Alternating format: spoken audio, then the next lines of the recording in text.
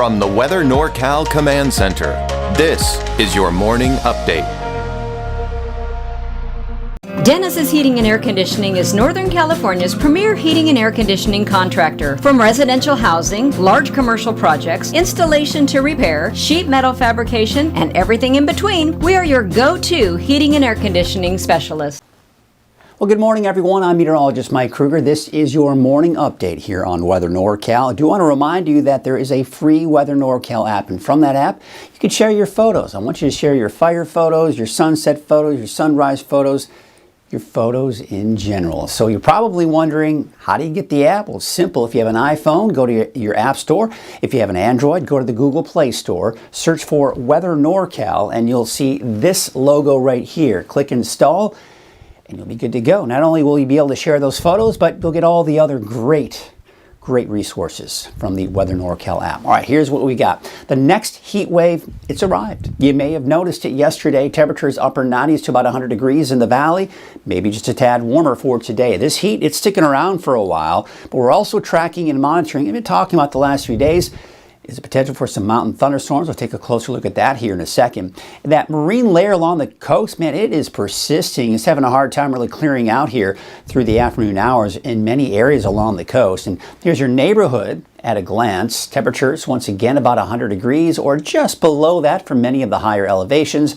A little over 100 degrees for many of us in the valley. And of course, for the coast, mostly cloudy with temperatures in the mid-60s. Still hazy, still smoky, just depending on where you are, vicinity to the fire.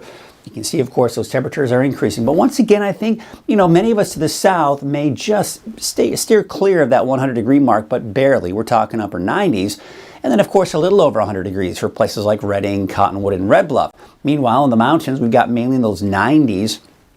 So we are inching closer to the triple digits for some of those higher elevations. In fact, even over that, Happy Camp 105, 103 for Wairika, for example. And of course, for the coast, no big surprises there, right? You're looking at temperatures in the mid-60s for your daytime highs. Here's your 7-day outlook for the valley.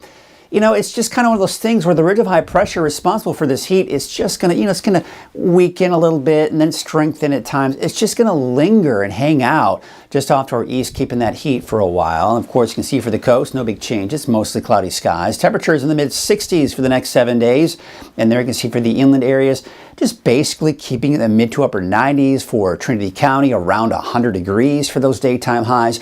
We look at your 7-day outlook for Siskiyou County, Modoc County, and the Eastern Mountains. Now, it looks like most of the thunderstorm activity here, as we go into Friday and Saturday, will mainly be to the east. Modoc County, Lassen County, Plumas County, Eastern Shasta County, Eastern Tehama County. But some of that could kind of stray westward on the other side of the valley around Trinity County, Western Siskiyou County. But again, I think most of it will be to the east. All right, so that's a quick look at your forecast and your 7-day forecast. Now let's go into a deeper dive, and we're going to start with the fires. What's going on with the fires? Well, here's the satellite image from yesterday afternoon. We did see some more flare-ups on the eastern side of the fire, but nothing major. We didn't see a massive amount of growth with the fire. All right, that's the park fire yesterday. Take a look at last night and early this morning. You have to look really closely. You see that little bit of orange dot right there? That's essentially what we're looking at here. So things have calmed down here this morning, but when we look at the overall fire perimeter, hasn't changed much. You can see here the latest numbers coming in. Of course, this is early this morning. Most likely there will be some updates as we get closer to the time of coffee with Kruger at 7 a.m. and of course through the afternoon. But as of early this morning, 391,200 acres, 18% containment. Now we take a look at some of the distances, and these have not changed since yesterday. Really, for the most part, they haven't changed. So we're going to keep those distances about the same from that fire perimeter for most of these mountain communities, even Manton. This has been the case since Monday, where we've been looking at about 3 miles from Manton. It hasn't moved any closer all week long.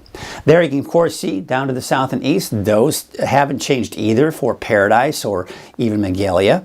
Now we take a look at some of the other fires, and the Mill fire hasn't grown. We're seeing the containment still at about 98% containment. We've been watching the containment grow for the Hill fire, now up to 77% containment. But the fire itself, the acreage really hasn't grown much. And there you can see out towards the Shelley fire, still at about 92% containment. So we are nearing closer and closer to that 100% containment line.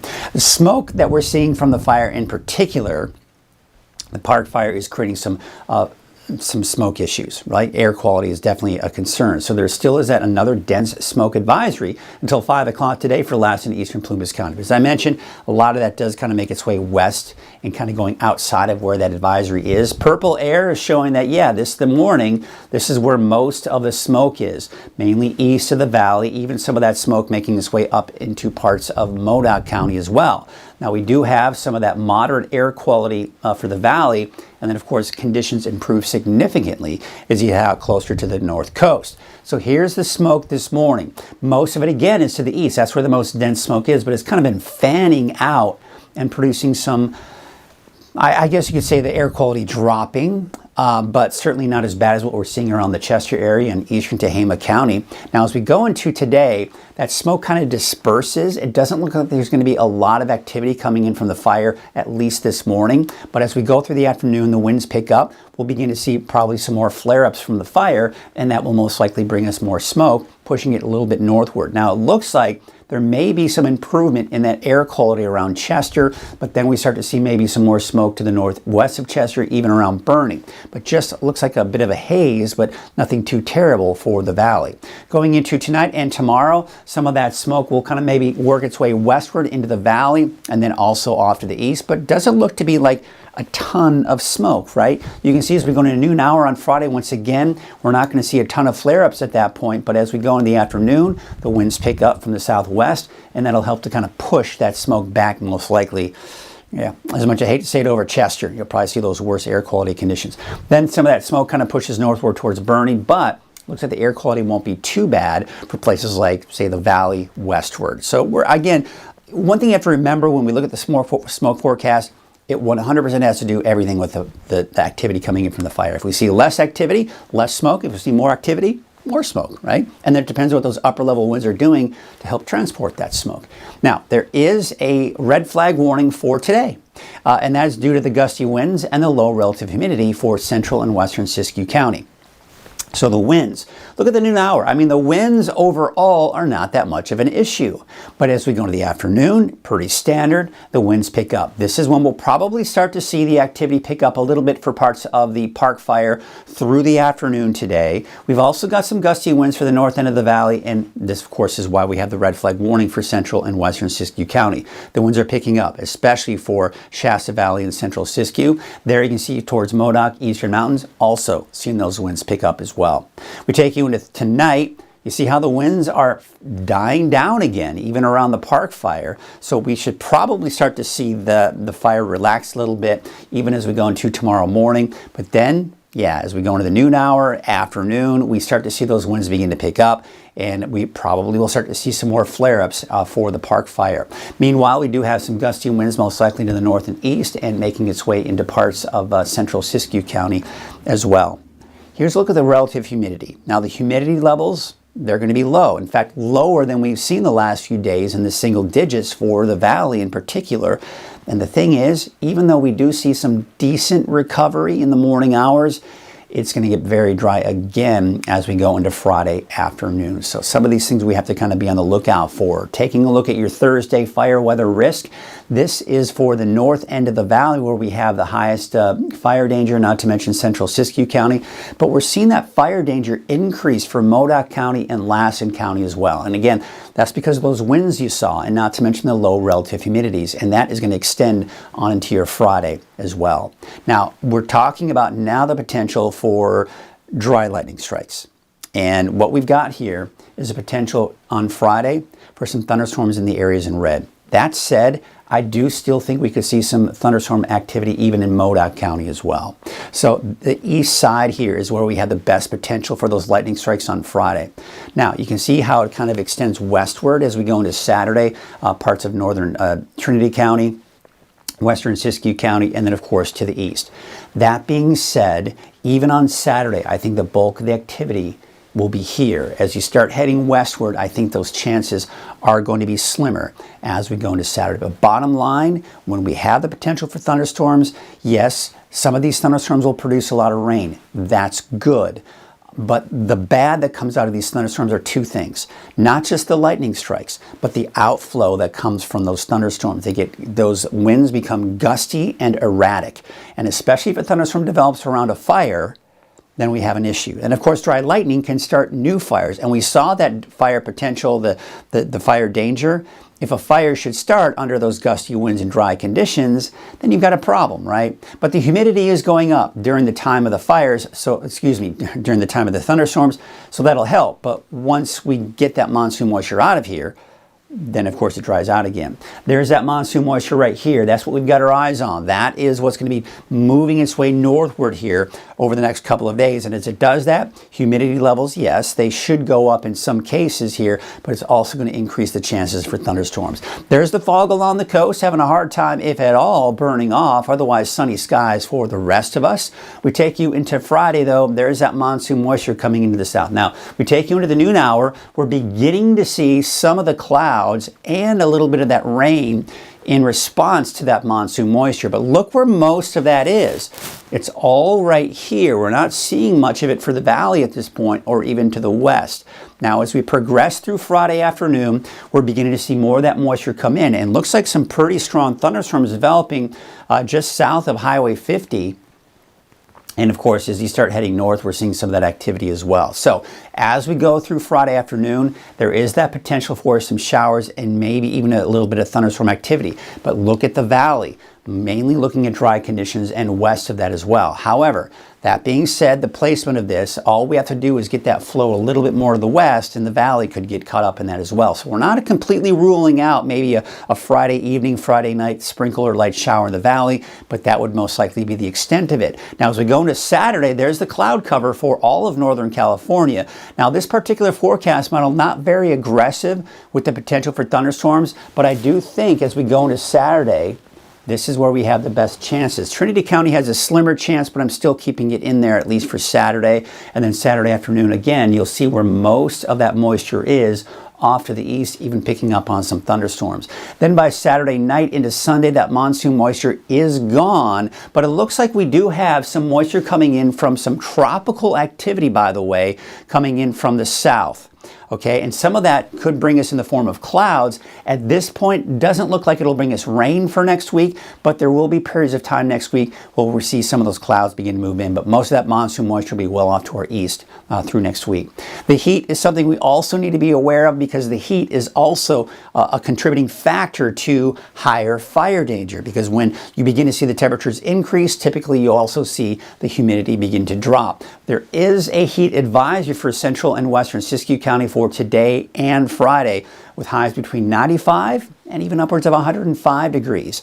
And again, the reason for that heat is this right here. The dome of high pressure is building, it's getting stronger. So you can see kind of it's peaking around Saturday. Now the thing is, as we go into the second half of the weekend and into next week, you'll see that that high pressure does begin to shift to the south.